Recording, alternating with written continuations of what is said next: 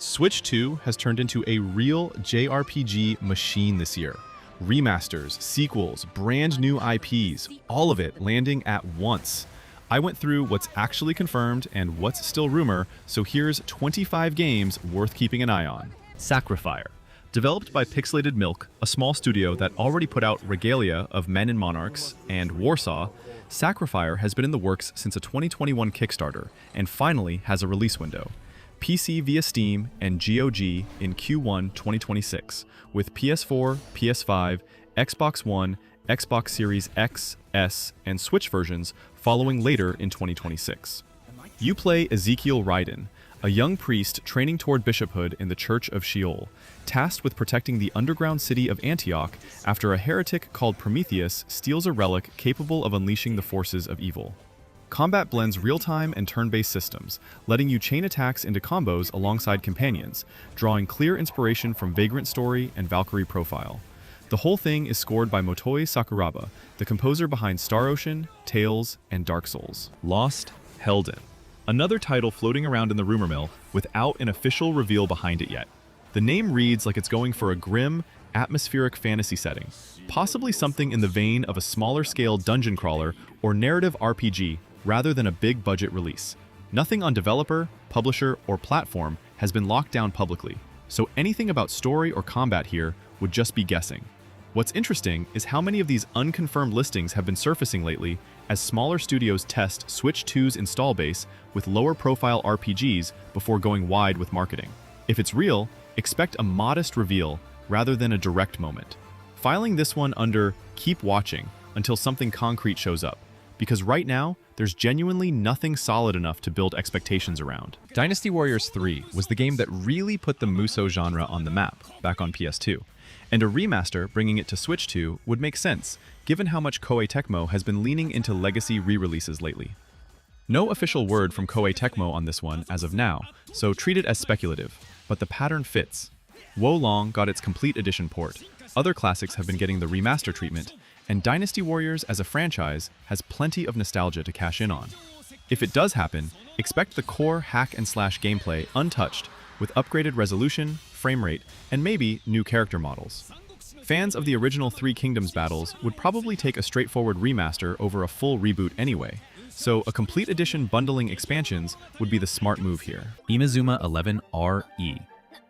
Level 5 has been busy lately, juggling Layton, Snack World, and Inazuma projects across multiple showcases, and Inazuma 11 has been part of that conversation without a fully locked reveal yet. A remake or remastered entry, hinted at as RE, would likely revisit the soccer meets RPG hybrid that made the series a hit, mixing tactical team management with over-the-top special shot animations. Given how the franchise blends sports simulation with RPG progression systems, a modern remake could clean up the visuals and combat pacing while keeping the core hook of building a squad and pulling off ridiculous finishing moves. Level 5 has confirmed Inazuma content is in the pipeline broadly, but specifics on this particular remake, including platforms and release timing, haven't been nailed down publicly yet. Trails in the Sky, second chapter. This one's locked in. Falcom and Gung Ho confirmed Trails in the Sky second chapter for September 17th, 2026, hitting PS5, Switch, Switch 2, and Steam all on the same day. It's a full rebuild of the beloved Trails in the Sky SC, picking up right after Estelle watches Joshua vanish, with nothing but a goodbye and his harmonica left behind. She sets off across Liberal, hunting for answers while running headfirst into the shadowy organization Ouroboros. Combat keeps the turn-based roots from the original, but layers in the modernized systems the first remake introduced last year. For anyone who played first chapter and got left on that cliffhanger, this is the payoff people have been waiting a long time for, and the wait is finally almost over. Tales of Eternia Remastered. Tales of Eternia holds a soft spot for a lot of longtime Tales fans as one of the more underrated entries in the series, originally landing on PS1 and PSP. A remaster hasn't been officially confirmed by Bandai Namco, so this stays firmly in speculation territory for now. But the timing lines up with how many older RPGs are getting dusted off for Switch 2's higher horsepower. If it happens, expect the linear motion battle system to get modernized touch-ups without losing what made it click back in the day, plus the usual visual overhaul and quality-of-life menu updates. Eternia's story followed two worlds on a collision course, which is exactly the kind of premise that holds up fine today. No date, no official confirmation, just a reasonable guess based on the current remaster trend. Final Fantasy VII Revelation. Treat this one carefully, since there's no official Square Enix announcement tied to this exact title as of now. Chatter around a Revelation subtitle has floated in fan circles, possibly tied to future content expanding the remake trilogy's story once Part 3 wraps up. But nothing concrete has been confirmed publicly. Square Enix has stayed focused on finishing the core remake trilogy first, with the third entry still in development. So anything billed as a follow-up project would logically come after that releases. Worth keeping on a watch list, given how much the FF7 remake project has expanded scope over time. But right now, this stays firmly unconfirmed and speculative, rather than something with a real release path. Another Eden has built a loyal following as a mobile gacha JRPG known for its surprisingly deep time travel narrative and crossover events, and a Begins entry suggests a fresh console-focused chapter or prequel aimed at bringing new players in without the mobile baggage. No official confirmation from Right Flyer Studios on a console release under this title yet, so this stays speculative. If it does land on Switch, expect the same turn-based combat and multi-era exploration that made the mobile version stand out, just packaged for a controller instead of a touchscreen. Given how strong the original's writing reputation is among people who actually stuck with it, a proper standalone console entry could be a good entry point for the uninitiated. DecaPolice. This one's real and been through a rough road to get here. Level 5's detective RPG DecaPolice was first announced back in 2023, delayed repeatedly, and recently had its platforms shifted to drop Switch 1 and PS4 in favor of Switch 2, PS5, and Steam, still targeting a 2026 release. You play rookie detective Harvard Marks, investigating a serial killer known as the Clown, bouncing between a crime-ridden physical city and its virtual mirror world called DecaSum, where suspects show up as manipulated puppet avatars. The mystery angle mixed with open-world detective work is a different flavor from typical JRPGs, closer to a noir procedural with RPG structure. No firm date beyond 2026 yet, but it's confirmed alive and actively in development. The Duskbloods. From Software's first Nintendo exclusive since Lost Kingdoms 2 back in 2003, and it's a big swing. The Duskbloods drops the usual solo Souls formula for an 8-player PvPvE format, where you play a Bloodsworn, a vampire-adjacent being fighting through the twilight of humanity as the world fractures across time and space. Miyazaki's directing, leaning into Gothic and Victorian aesthetics rather than straight horror, aiming for something that visually recalls Bloodborne while carving its own identity. A closed network test is set for summer 2026, with a global network test running August 21st to 24th. Full release is still slated for later in 2026, exclusively on Switch 2, with no confirmed exact date yet. Kyoto Xanadu. Details on this one are thin and unofficial right now, so it's worth flagging as speculative. The name pulls from Falcom's Xanadu franchise, and setting it in Kyoto would put it in interesting company alongside other games currently leaning into Japanese historical settings, like Onimusha's own Edo period Kyoto backdrop. If it's a real project, expect Falcom's usual blend of action RPG combat with dungeon crawling, possibly tied into the wider Trails/Kiseki universe the way some of their spin-offs have been before. No confirmed developer statement, no release window, and no official trailer as of now. Worth keeping tabs on given Falcom's steady release cadence lately, but nothing here should be taken as locked in until there's an actual announcement behind it. Dragon's Dogma 2, Dark Arisen, confirmed and dated, October 9th, 2026. And it's a big one for Switch 2 owners, since this is the game's first appearance on Nintendo hardware. Capcom's bundling the base game with a new Dark Arisen expansion, which takes the Arisen north into the abandoned, snow-buried region of Norgon, alongside a new ally named Eir, hunting down the undying fallen dragon. 12 new Lost Rites dungeon challenges reward players with gear once carried by past Arisen, plus new character creation options like hairstyles and tattoos. The base game's pawn system and open-world exploration remain the core hook, letting you build a party out of AI companions shaped by other players' choices. Same date across PS5, Xbox Series X, S, PC, and Switch 2, priced at $49.99 for the bundle. Final Fantasy XIV Online, A Realm Reborn.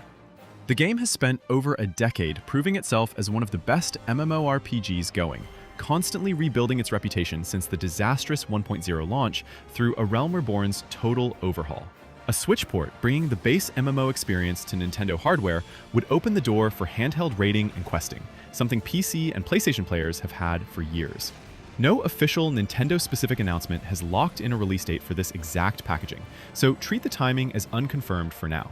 If it lands, expect the same job-based combat system, the sprawling story spanning multiple expansions, and the subscription model that's kept the game alive and thriving. For anyone who's wanted to try Eorzea without committing to a gaming PC, this would be the easiest entry point yet.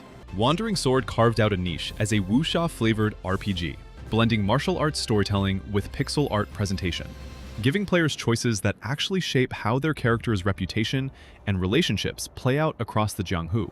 Whether this listing refers to a sequel, an expanded edition, or a fresh Switch 2 port of the existing game isn't confirmed publicly, so specifics on release timing stay unclear.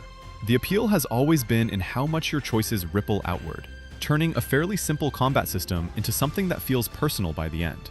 If a new or expanded version is coming, expect the same open-ended martial arts sandbox with more content layered in. Worth watching for fans who like their RPGs leaning into wuxia tropes over standard fantasy. Wolong Fallen Dynasty Complete Edition. Confirmed for September 3rd, 2026, marking Wolong's first appearance on any Nintendo platform.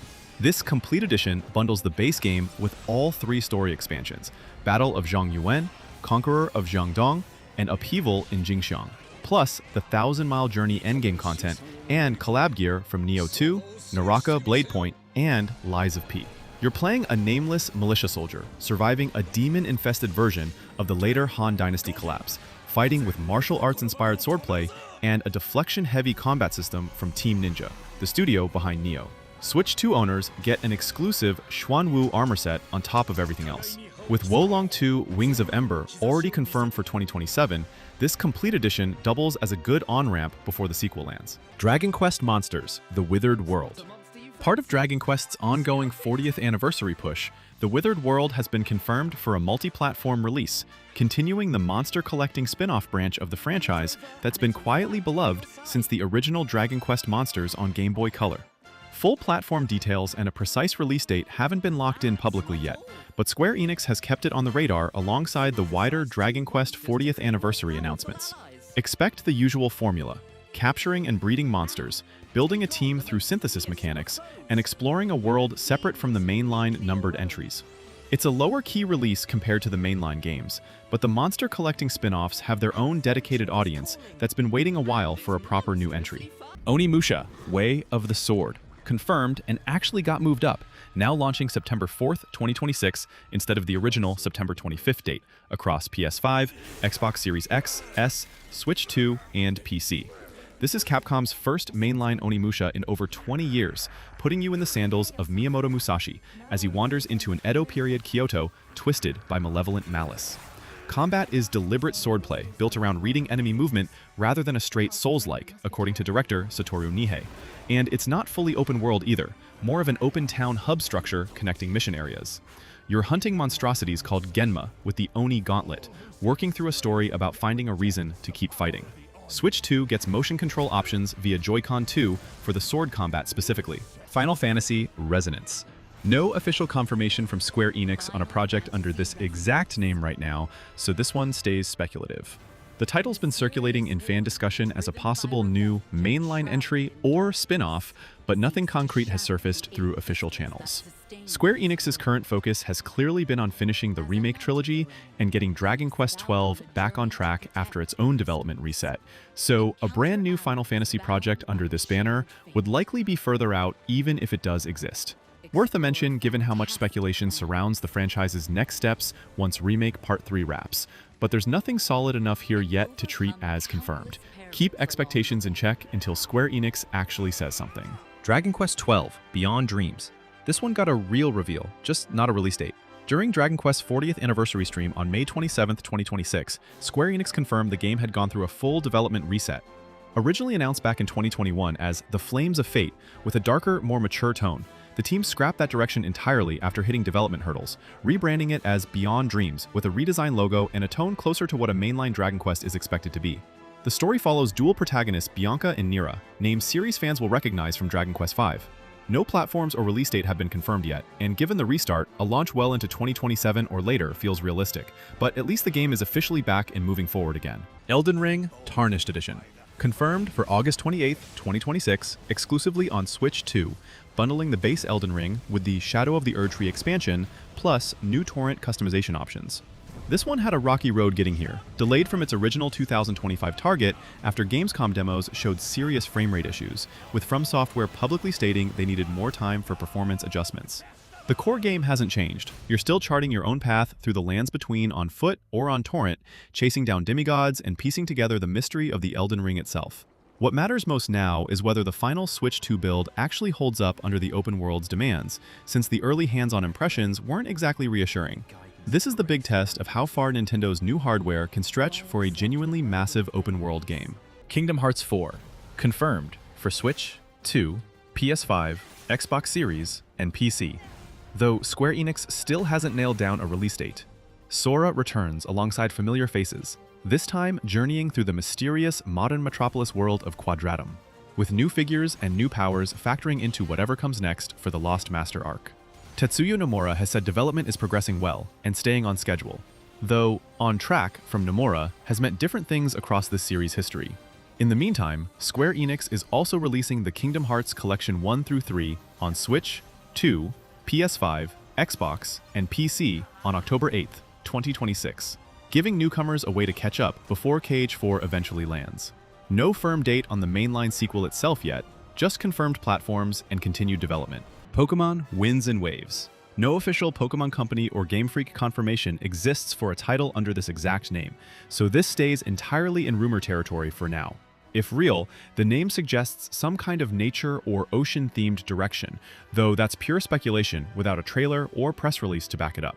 The Pokémon Company has been focused lately on titles like Pokémon Champions and the Pokopia spinoff, rather than announcing a new mainline entry, so anything under this name would likely still be early in development if it exists at all. Worth flagging simply because Pokémon rumors tend to circulate heavily before official reveals, but treat this one with real skepticism until Nintendo or Game Freak actually put something official behind it. Metaphor ReFantazio. Confirmed for November 12, 2026, bringing Studio Zero's acclaimed fantasy RPG to Switch 2 at a lower price point than its original release.